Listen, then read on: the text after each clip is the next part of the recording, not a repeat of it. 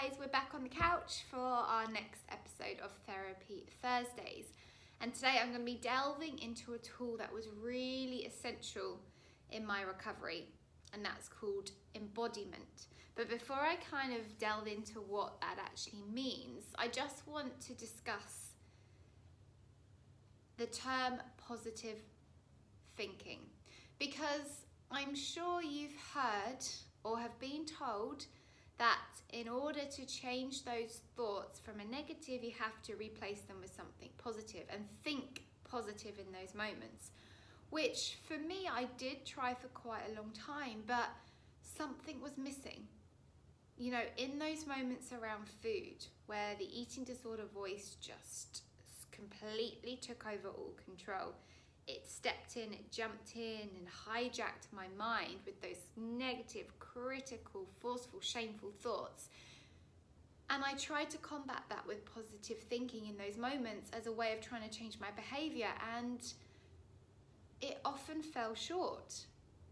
And it felt like it wasn't quite enough to have the influence over my behavior that I really wanted. It did not help me in such a way that I would step into my recovered self and make the right decision for me. There was something missing, and I was thinking about this kind of after it happened in hindsight, and I was thinking to myself, I'm trying positive thinking here. I'm trying to replace those negatives with a positive to try and take a different action, but something isn't translating here. And this was because, yes, my mind was thinking positive. However, my body was feeling something completely different. And this is where the problem lies. You can think one way and feel another way. And it sets up this disconnect between mind and body. So if you're really struggling around a mealtime, or you're struggling with your body image, and you are either looking in the mirror and trying to think positive thoughts, but inside feeling shameful, feeling not good enough, feeling undeserving, it's not necessarily going to lead to a positive action, because the mind and body are they're not in alignment. They're in disconnect. So I just really want you to consider that in those moments where I'm trying to think differently, how am I feeling underneath it? Am I feeling in alignment with the thoughts that I'm telling myself? Because that's going to have a really big impact on the actions that you take. And this is where embodiment comes in. And you can see in that word, embodiment. So this is all about stepping into who you want to be in mind and body. This is about getting your mind and your body back in association, back in connection with one another, and thinking and feeling in alignment.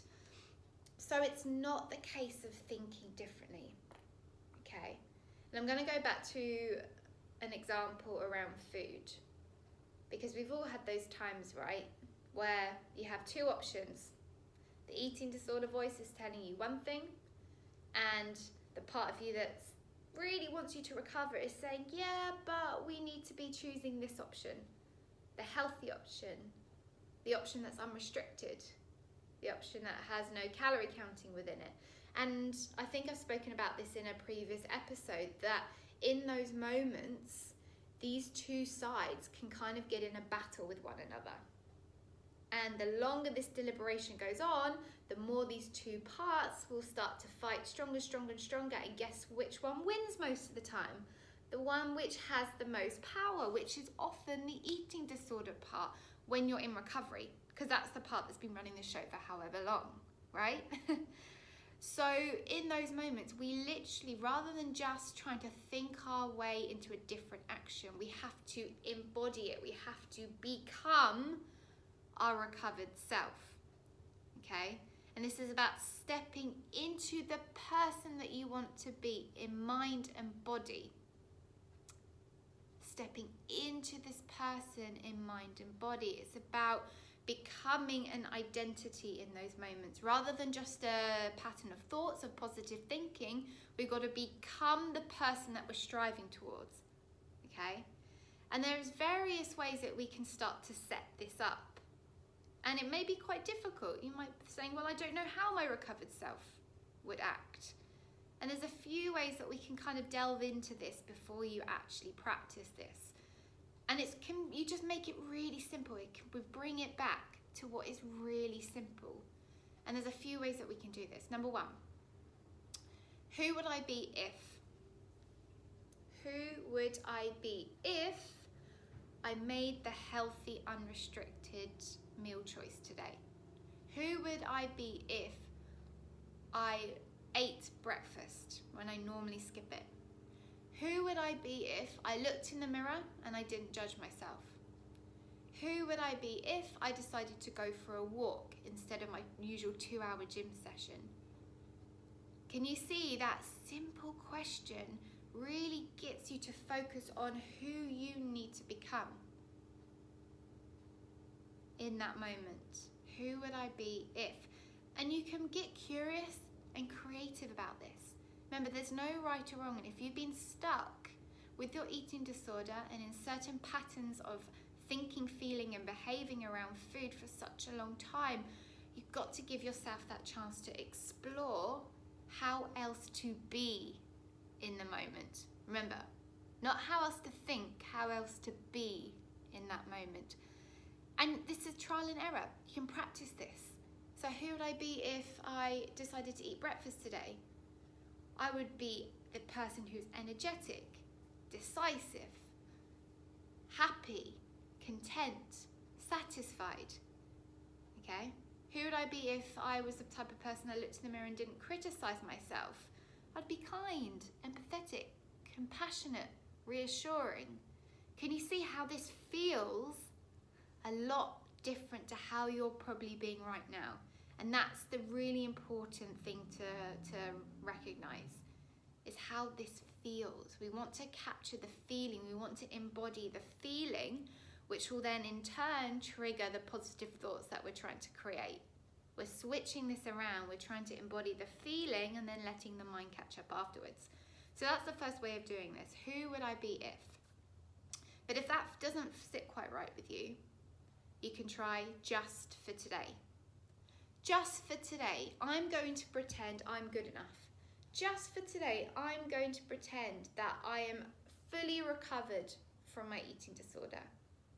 Just for today, I am going to choose the unrestricted options. Just for today, I am going to talk to myself in a way that I would do a friend. And this is where you can actually start to rehearse and mentally visualize what that would look like. Okay, and this is where the embodiment part comes into play. So just for today, I am going to pretend I am fully recovered from my eating disorder. So what would I be doing? Number one, what feelings would I have? What would I be thinking? How would I be with other people? What hobbies would I be doing? Would I be laughing? Would I be having fun? What things would I tend to do that I don't do now?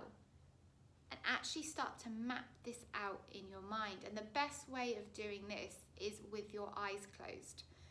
Because what this does is really gets rid of all the external stimuli, any external distractions, and really gets you to turn that focus inward and mentally rehearse in mind and body how you would be in that moment, in this future self. So where just for today you are fully recovered, or just for today you talk to yourself in a kind and compassionate way. And with your eyes closed, you can really focus on how that would feel. And look, I can see me doing this right now because it's a really, really strong reaction when you close your eyes and you get rid of the external stimuli. So who would I be if, and just for today? And answer those questions when you're relaxed, somewhere quiet, eyes closed, where you can block out any distractions. Turn that focus inward. Who would I be if I was fully recovered? Who would I be if I was fully recovered today? Just for today, I'm going to pretend I'm fully recovered. And really map out what you would be doing, what you would be thinking, feeling, how you'd interact with others, the things that would be going on in your life, how you would show up and work differently, and embody this in every fibre of your being. And this is a type of mental rehearsal. So you can do this quite broad, as in terms of who would I be if I was fully recovered, or you can narrow this down to one single moment in time. So if you're really struggling with one thing in your day, for example, breakfast, or for example, when you have a shower and you look in the mirror before you get changed, or for example, how you interact with your parents or your partner or your kids, you can actually chunk this down into singular moments that are really, really tricky for you and apply exactly the same principle. So who would I be if I was the mum that I wanted to be with my kids? Who would I be if I could share how I was feeling with my partner? Who would I be if I could get out of the shower and look in the mirror and not judge myself? Just for today, I'm going to be the mum that I want to be. Just for today, I'm going to be the partner I want to be. Just for today, I'm going to eat breakfast unrestricted and enjoy it. Can you see how this can go very, very broad, where you're embodying that future recovered self, how you want to think, feel and act, or you can bring it back down to singular moments and do the same thing. Eyes closed, and then you can do this before the event happens. So if it's breakfast time and you're really struggling and you can feel the anxiety rising and the thoughts start to creep in, pause, give yourself a moment to close your eyes and go into that state of being. Who do I need to become in that moment? Who would I be if I did eat the breakfast? Just for today, I'm going to eat that unrestricted breakfast and feel satisfied. How would that go? What person would I need to be in that moment?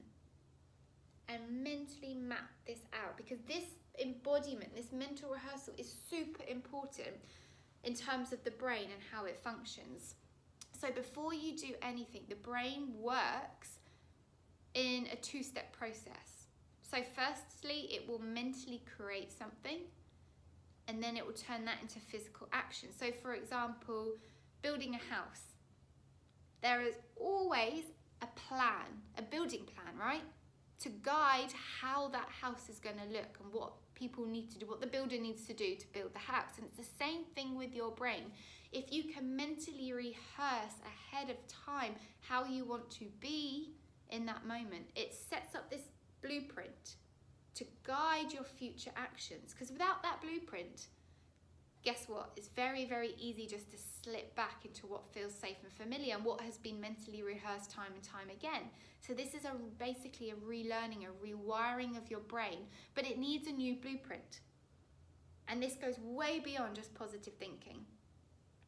This goes into embodiment, stepping into the person that you want to be in those moments so you can get your mind and your body back in alignment. So really think about that. I need to give my brain a different blueprint. And I can extend this really general, or I can really isolate this down into singular moments in time that I'm struggling with. And remember, this is a relearning, a rewiring, and it takes practice. And don't beat yourself up if you don't get this right every single time. And you mentally rehearse something and you embody it and something different happens in the moment. Again, like I said, this is a relearning and it takes time and patience and practice. But it's a super important skill to learn and to use in your recovery. Remember, sometimes thinking isn't enough. You've got to embody this future state of being, embody your recovered self and use that to guide your actions. So I'm hoping that was helpful and it's given you a new skill to try in your recovery journey. And this is why I do these sessions. It's to actually empower you and equip you with lots of different skills and strategies that you can use in those moments to feel inspired, to feel like you are in control, because you have way more control over this than you realize. You just need the right tools and strategies. So let me know how you go with this skill of embodiment. And we'll be back on the couch next Thursday for another episode of Therapy Thursdays. Have a good week, guys. See you later.